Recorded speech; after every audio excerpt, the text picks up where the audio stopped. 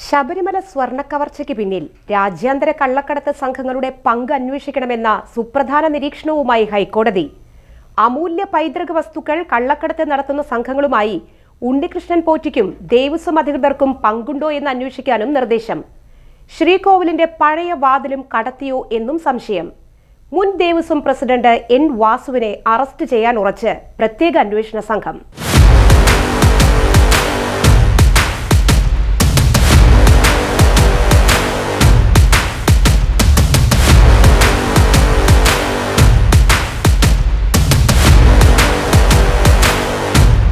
ഇടക്കാലത്തിനുശേഷം ശബരിമലയിലെ സ്വർണ്ണക്കൊള്ള സംബന്ധിച്ച വിവാദങ്ങൾ വീണ്ടും ശക്തമാകുന്നു.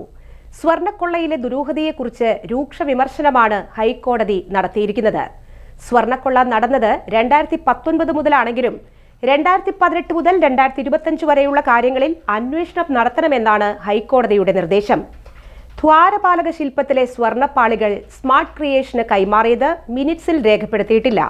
ദ്വാരപാലക ശില്പത്തിൽ എന്നതുപോലെ വാതിൽപ്പാളിയിലെ സ്വർണവും കവരാൻ സാധ്യതയുണ്ടെന്നും അത് സംബന്ധിച്ചും വിശദ അന്വേഷണം നടത്തണമെന്നും ഹൈക്കോടതി ചൂണ്ടിക്കാണിച്ചിട്ടുണ്ട്. വിജയ് മല്യ ചെമ്പുപാളികളിൽ പൊതിഞ്ഞു നൽകിയ സ്വർണം ഉരുക്കി മാറ്റിയെടുത്ത ശേഷം അതുപോലെ അളവ് കുറച്ച് പൂശി വിശ്വാസികളെ കബളിപ്പിക്കുകയായിരുന്നുവെന്നാണ് ഹൈക്കോടതിയുടെ നിരീക്ഷണം. ഉണ്ണികൃഷ്ണൻ പോറ്റി എന്ന ഒരു വ്യക്തി വിചാരിച്ചാൽ മാത്രം ഇത് നടക്കില്ല. അതിനാൽ ദേവസ്വം ബോർഡിന്റെ പങ്കും അന്വേഷണ വിധേയമാക്കണമെന്നും ഹൈക്കോടതി നിർദ്ദേശിച്ചിട്ടുണ്ട്. ശ്രീകോവിൽ വാതിൽ, ദ്വാരപാലക ശില്പം, മറ്റു വസ്തുക്കൾ തുടങ്ങിയവയുടെ അളവെടുക്കാൻ ഉണ്ണികൃഷ്ണൻ പോറ്റിക്ക് അവസരം ലഭിച്ചു. ഇത് പ്രകാരമുള്ള ശരിപ്പകർപ്പുകൾക്ക് അന്താരാഷ്ട്ര വിപണിയിൽ വലിയ ഡിമാൻഡാണുള്ളത്. ഇപ്പോഴിത് കണ്ടെത്തി ഇല്ലായിരുന്നുവെങ്കിൽ വിഗ്രഹമടക്കം ഈ റാക്കറ്റ് കടത്തിയേനെ എന്നും രാജ്യാന്തര വിപണി ലക്ഷ്യമിട്ട് പ്രവർത്തിക്കുന്ന റാക്കറ്റുകൾ ഇതിന് പിന്നിലുണ്ടാകാനുള്ള സാധ്യതകൾ അന്വേഷിക്കണമെന്ന സുപ്രധാന ഉത്തരവും നീതിപീഠം നിർദ്ദേശിച്ചിട്ടുണ്ട്. ഹൈക്കോടതിയുടെ ഈ വിധം കർക്കശ നിലപാടുകളാൽ സംസ്ഥാന സർക്കാർ ഒരിക്കൽ കൂടി പ്രതിസന്ധിയിലായിരിക്കുകയാണ്. അതേസമയം മുൻ ദേവസ്വം പ്രസിഡന്റ് എൻ വാസുവിന് സ്വർണ്ണക്കടത്തിൽ നിർണായക പങ്കുണ്ടെന്ന ആരോപണവും ശക്തമാകുന്നുണ്ട്. എൻ വാസുവിനെ അറസ്റ്റ് ചെയ്യണമെന്ന ആവശ്യവുമായി പ്രതിപക്ഷ നേതാവ് വി ഡി സതീശനും രംഗത്തു വന്നു കഴിഞ്ഞു. സ്വർണ്ണക്കവർച്ചയെക്കുറിച്ച് മുൻ ദേവസ്വം കമ്മീഷണറും പ്രസിഡന്റുമായിരുന്ന എൻ വാസു നൽകിയ മൊഴികളെല്ലാം കെട്ടിച്ചമച്ചതാണെന്ന വിലയിരുത്തലാണ് പ്രത്യേക അന്വേഷണ സംഘത്തിനുമുള്ളത്. സ്വർണ്ണക്കൊള്ള സംബന്ധിച്ച ഗൂഢാലോചനയിൽ വാസുവിന് മുഖ്യ പങ്കുണ്ട് എന്നാണ് SITയുടെ നിരീക്ഷണം. ഇടത് കേന്ദ്രങ്ങളുമായുള്ള ബന്ധങ്ങൾ ഉപയോഗപ്പെടുത്തി അന്വേഷണത്തെ വഴിതെറ്റിക്കുകയാണ് വാസു ചെയ്യുന്നതെന്നാണ് അന്വേഷണ സംഘം കണ്ടെത്തിയിട്ടുള്ളത്. ശബരിമലയിൽ അധികാര സ്ഥാനത്തിരിക്കുമ്പോൾ ഒട്ടേറെ ഗുരുതര കുറ്റങ്ങൾ വാസു ചെയ്തിട്ടുണ്ടെന്നാണ് അവർ ചൂണ്ടിക്കാണിക്കുന്നത്.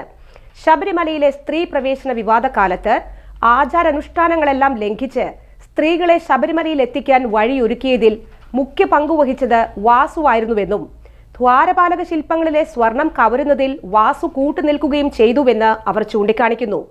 പ്രത്യേക അന്വേഷണ സംഘം റാന്നി കോടതിയിൽ സമർപ്പിച്ച അപേക്ഷയിൽ സ്വർണ്ണക്കൊള്ളയിൽ വാസുവിന് പങ്കുണ്ടെന്ന് വ്യക്തമാക്കിയിട്ടുണ്ട്.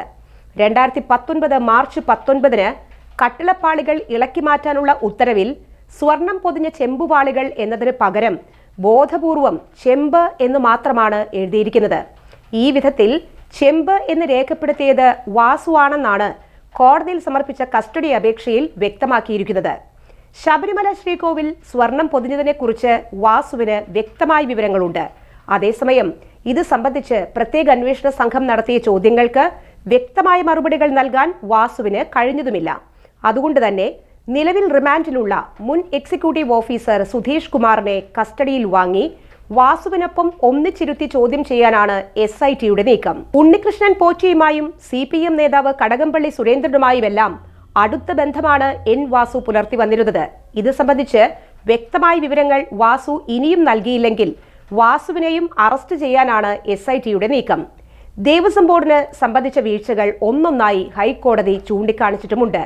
സ്വർണ്ണക്കൊള്ള നടന്നത് 2019 2025 വരെയുള്ള കാര്യങ്ങളെക്കുറിച്ച് സമഗ്ര അന്വേഷണം വേണമെന്ന ഹൈക്കോടതിയുടെ നിർദ്ദേശം അക്ഷരാർത്ഥത്തിൽ പ്രതിക്കൂട്ടിലാക്കിയിരിക്കുന്നത് സംസ്ഥാന സർക്കാരിനെ തന്നെയാണ്. തദ്ദേശ സ്വയംഭരണ തെരഞ്ഞെടുപ്പുകളിലടക്കം ശബരിമല വിഷയം വൈകാരികമായി ഉയർത്തി ഹൈന്ദവ വോട്ട് ബാങ്കുകളെ സ്വാധീനിക്കാനുള്ള BJP കേന്ദ്രങ്ങളുടെ നീക്കങ്ങൾക്ക് ഇപ്പോഴത്തെ ഹൈക്കോടതി ഉത്തരവ് ഏറെ സഹായകമായി മാറും. അത് പ്രതിരോധിക്കാനാകട്ടെ ഇടത് കേന്ദ്രങ്ങൾക്ക് കഠിനാധ്വാനം ചെയ്യേണ്ടതായും വരും.